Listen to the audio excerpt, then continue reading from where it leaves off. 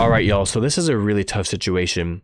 There's a pregnant woman who was declared brain dead, and she's being kept on life support until the baby can develop enough to be delivered. So the woman is dead, right? So she's brain dead. But because of the strict anti-abortion laws in Georgia, the doctor said the mother has to remain on life support until the fetus is developed enough to be delivered. So on the face, anti-abortion laws aren't that complex. You either restrict it or you don't. But the fact is, this woman's family has the power of attorney, and they want to pull the plug. They don't want to keep her on life support anymore. She's brain dead. She's not coming back. The main dilemma here is that the family's wishes are not being granted. It's the family's decision whether to keep this woman on life support or not. And in any other case, their wish would be granted. However, because the woman is pregnant, the family no longer has a say. The hospital is effectively keeping her captive. They're holding her hostage because the family has the power to say what to do with her. And they've already made their choice, and it's not being honored. This situation is also really sticky because the woman is months away from the fetus being developed enough to be delivered. Many people are pointing out that how is the baby going to develop correctly? How is the baby going to get the nourishment that it needs if the woman's brain dead? Is the baby even going to survive? Let's say the fetus isn't viable for another 3 months.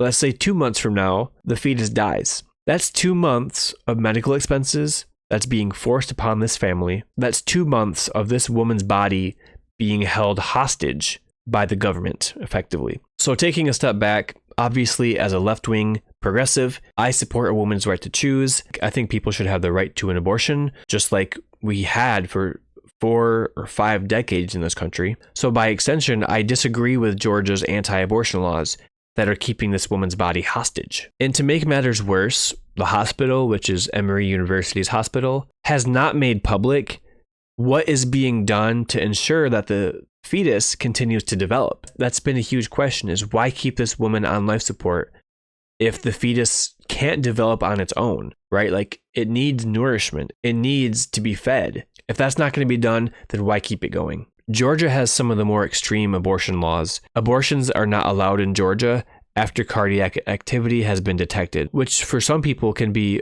only 6 weeks into pregnancy. Here is how the hospital is kind of getting away with this. So in 2019, Governor Brian Kemp and the state legislature passed the Life Act. However, even though this act was signed in 2019, it didn't go into effect until after Roe v. Wade was overturned, which was in 2022. The Life Act bans abortions after cardiac activity has been detected. There's a provision in this law that establishes what is known as fetal personhood.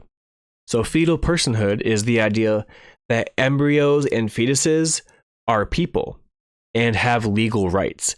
So in Georgia, residents can claim a fetus as a dependent for state taxes. That's true. So there's a debate over what constitutes personhood, right? In Georgia, since some people can claim a fetus as a dependent on their taxes, there is a way for the fetus to be perceived as having personhood rights. However, those who are pushing back against the hospital doing this, they say there is nothing in the Life Act that requires medical professionals to keep a woman on life support after brain death. So the argument is removing life support is not an action with the purpose or the intent to terminate a pregnancy. Removing life support isn't intending to terminate the pregnancy. The intention is to honor the legal right of the family to decide what to do with the woman's body because she's brain dead and they have a legal power of attorney over her. But I guess the anti-abortion laws trump whatever legal right the family has as power of attorney. So let me get this right. A woman's half-dead body is being held hostage by a hospital against the wishes of the family, all because the fetus that she's carrying will sort of maybe develop into a viable human being. Kinda, sort of, it might survive the next few months in this woman's carcass. Fucking pathetic, man. This family has the legal right to make a decision about their loved one's body, which is currently dead. Even if there are anti-abortion laws on the books, this family's right to decide what to do with the woman's body should supersede those anti-abortion laws, because the act of taking the woman off life support, the act itself, does not intend to end the pregnancy. The intention is to put the woman out of her misery, so to speak. The intention is to honor the right of the family to make the best decision for their loved one as they are legally entitled to. This was the problem with overturning Roe v. Wade. Allowing the states to make the decision is bad because many states have these weird-ass 1800s-style anti-abortion laws where there's no nuance, there's no exceptions. Of course, I think anti-abortion laws are wrong, but even in this case, where there are anti-abortion laws, I think their interpretation of the laws are wrong. I think the family's right to make a decision about their loved one's body